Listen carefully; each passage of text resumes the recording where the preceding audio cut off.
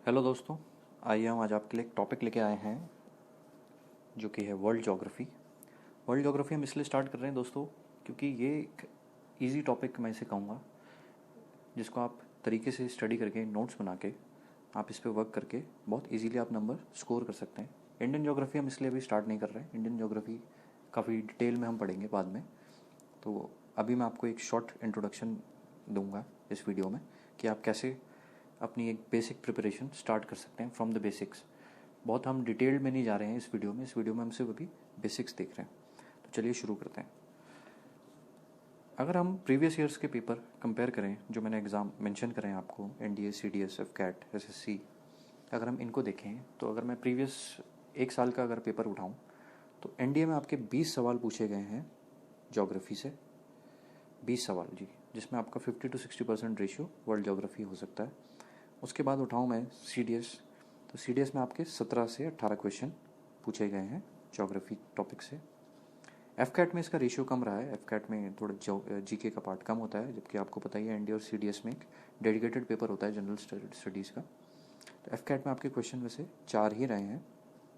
फिर हम SSC CGL उठाएं तो वहाँ भी आपका रेशियो थोड़ा कम रहता है। वहाँ पिछली बारी जो क्वेश्चन आए हैं वो सिर्फ 2 आए हैं।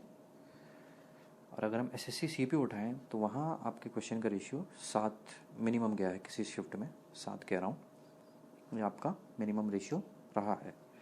तो हम देखें 20 और 17 एनडीए और सीडीएस, यहाँ आपके क्वेश्चंस का रेशियो अच्छा है। तो इन एग्ज़ाम्स में आप बहुत अच्छा स्कोर कर सकते हैं अगर आप वर्ल्ड ज्योग्राफी पढ़ के जाते हैं विद इंडियन ज्योग्राफी। और अगर आप ये बेसिक्स के साथ स्टार्ट करते हैं तो आपके फंडामेंट्स क्लियर हो जाएंगे।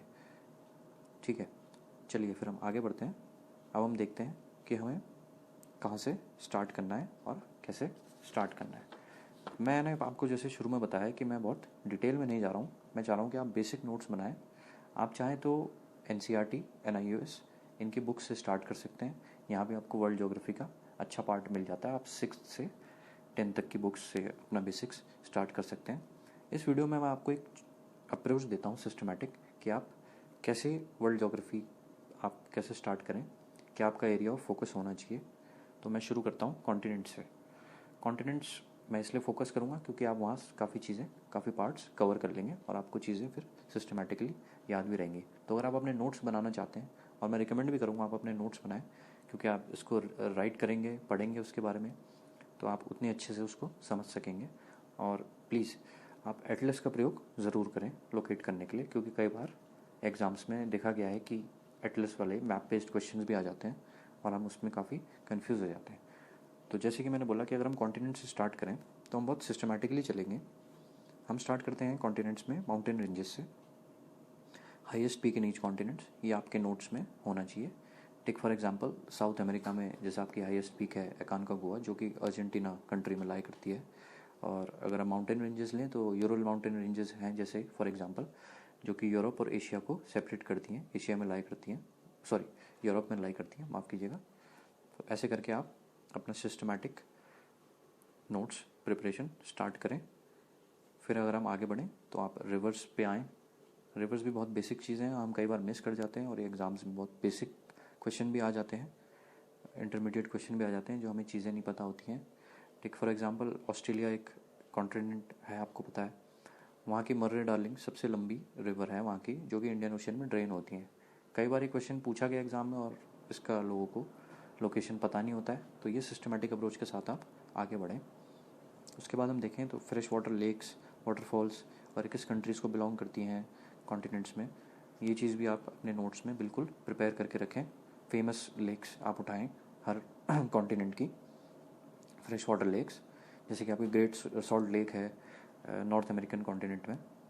ऐसे करके आप ऑल लेक्स के बारे में कॉन्टिनेंट वाइज, जैसे कि आपके अफ्रीका है, साउथ अमेरिका है, ऑस्ट्रेलिया है, यूरोप है, यहाँ के आप lakes, fresh water lakes, man made को मैं रिकमेंड नहीं करूँगा, फ्रेश वाटर लेक्स देखें। फिर आप वाटरफॉल्स देखें कंट्री वाइज, ये भी एक इम्पॉर्टेंट टॉपिक हो जाता है, सब टॉपिक हो जाता है। जैसे कि आपका एंजल फॉल सब जानते ही होंगे, वर्ल्ड हाईएस्ट वाटरफॉल, जो कि वेनेजुला साउथ अमेरिका में लाई करता है। फिर हम आगे बढ़ें तो हम डेजर्ट्स का नोट बनाएंगे। डेजर्ट्स पे हम सिस्टमेटिकली देखेंगे किस किस कंट्रीज़ में कौन कौन से डेजर्ट्स हैं, कौन कौन से कॉन्टिनेंट्स में लाई कर रहे हैं, कोल्ड हैं या हॉट हैं, कैसे डेजर्ट्स हैं। फॉर एग्जांपल आपके अफ्रीका के जो डेजर्ट्स हैं मेजर, सारा डेजर्ट्स, कालाहारी डेजर्ट। फिर हम देखें तो आपका एशिया में आपका गोबी डेजर्ट लाई करता है जो कि कोल्ड डेजर्ट है। तो ऐसे करके आप सिस्टमेटिकली इसको आगे प्रिपेयर करें। फिर हम आगे बढ़ते हैं लैंडलॉक कंट्रीज़ की तरफ। ये चीज़ आपको बहुत अच्छे से नोट करनी होगी। लैंडलॉक कंट्रीज़ काफ़ी बार पूछी जाती हैं, जैसे आपके साउथ अमेरिका कॉन्टिनेंट में कौन सी हैं, या आपकी अफ्रीका कॉन्टिनेंट में कौन सी है। जैसे फॉर एग्जांपल मैं आपको बताऊं तो लिसोथो जो है वर्ल्ड की टोटली लैंडलॉक कंट्री है जो कि अफ्रीकन कॉन्टिनेंट में लाई करती हैं। तो आप मैप में इसके पड़ोसी देश भी देख सकते हैं ये किन किन से लैंडलॉक हैं, कौन कौन से बॉर्डर शेयर कर रहे हैं। कई बार ये भी आपसे ऑप्शन में पूछा जा सकता है। तो ऐसे आप लैंडलॉक कंट्रीज़ का भी एक डेटा अपने नोट्स में कंपाइल कर सकते हैं। फिर हम आगे बढ़े तो ग्रासलैंड्स और ट्राइब्स, ये भी बहुत इंपॉर्टेंट एस्पेक्ट है। ग्रासलैंड्स तो खैर हम शुरू से ही अपनी ज्योग्राफी में देखते हुए आए हैं और ये आपको एनसीईआरटी और एनआईएस से बहुत अच्छे से क्लियर हो जाएंगे। Take for example campos grassland काफ़ी फेमस है साउथ अमेरिका का, जो कि ब्राज़ील में लाई करता है। ट्राइब्स हम देखें तो ट्राइब्स आपकी ज़्यादातर अफ्रीकन कॉन्टिनेंट्स में पाई जाती हैं।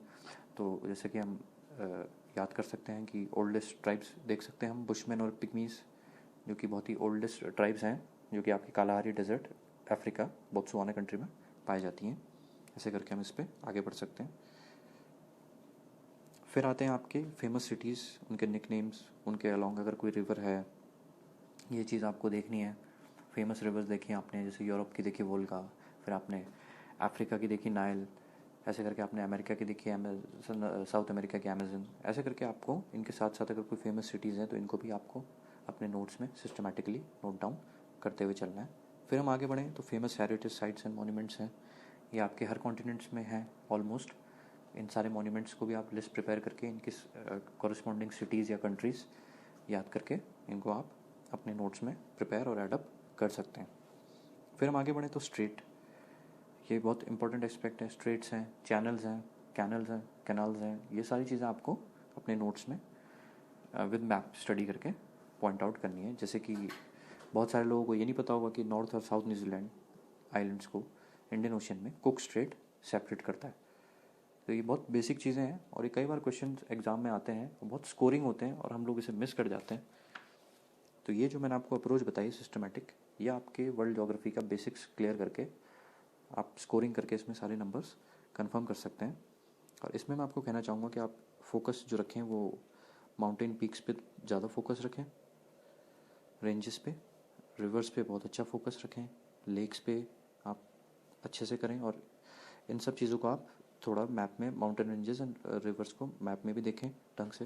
फिर आप डेजर्ट्स पे भी अच्छा रखें और लैंडलॉक कंट्रीज़ को भी आप मैप में बहुत अच्छे से देख लें और इनकी कॉरस्पॉन्डिंग नेबर कंट्रीज़ ज़रूर देखें। ग्रासलैंड एंड ट्राइब भी आप मैं कहूँगा कि इम्पोर्टेंट है ही। सिटीज़ आप देख सकते हैं अलॉन्ग विद रिवर, अगर कोई स्पेशल आपकी कोई फेमस रिवर्स के साथ जो सिटीज़ हैं उनको आप नोट डाउन कर सकते हैं। इसके लिए आप एटलस ज़रूर उठाएं। Famous heritage sites and monuments आपके हैं ही, ये भी आपको नोट डाउन करना है continent wise, country wise, cities wise. ये आपकी कॉरेस्पॉन्ड कर जाएंगी फेमस सिटीज़ के साथ मॉन्यूमेंट्स में। और स्ट्रेट्स और चैनल्स, कैनल को आप ज़रूर देखें। इनको आप मैप में भी देखें सिस्टमेटिकली समझने के लिए, किस कंट्रीज से पास कर रही हैं, कैसे कर रही हैं, क्या कर रही हैं। तो ये जो आपके सारे मैंने पार्ट बताए हैं आज, ये आपके बेसिक कवर कर लेंगे कॉन्टिनेंट्स के वर्ल्ड ज्योग्राफी के लिए, और ये आपको बहुत हेल्प करेंगे इजी स्कोर करने के लिए। ये बिल्कुल आपके बेसिक्स क्लियर कर लेंगे। बिल्कुल अगर आप अननोन हैं वर्ल्ड ज्योग्राफी से तो ये आपको स्टार्ट करने के लिए बहुत अच्छा मौका है। सिस्टमेटिकली इन सब चीज़ों को नोट डाउन करके आप अपने नोट्स तैयार कर सकते हैं। फिर उसके बाद आप एडवांस, उसके बाद फिर आप ओशियंस एंड करंट्स पे बढ़ सकते हैं और आपकी फिर वर्ल्ड ज्योग्राफी एक तरीके से कंप्लीट हो जाएगी, जो कि बहुत स्कोरिंग हो जाएगी। क्योंकि अगर हम पहले उसमें देखें तो 17 क्वेश्चन, 20 क्वेश्चन एनडीए जैसे एग्ज़ाम, सीडीएस जैसे एग्ज़ामों में आ रहे हैं, तो ये बहुत स्कोरिंग हो जाते हैं। एक एक नंबर मैटर करता है, क्योंकि कई बार ऐसा होता है कि आप इंग्लिश में अच्छा स्कोर कर गए, मैथ्स में अच्छा स्कोर कर गए, लेकिन आप सेक्शन कट ऑफ नहीं कर पाते हैं जीके की। तो ये जो मैंने आपको सारी चीज़ें बताई हैं, ये आपको बहुत हेल्प करेंगी एक सिस्टमेटिक नोट प्रिपेयर करने में। आशा करता हूँ आपको ये वीडियो अच्छा लगा होगा। धन्यवाद।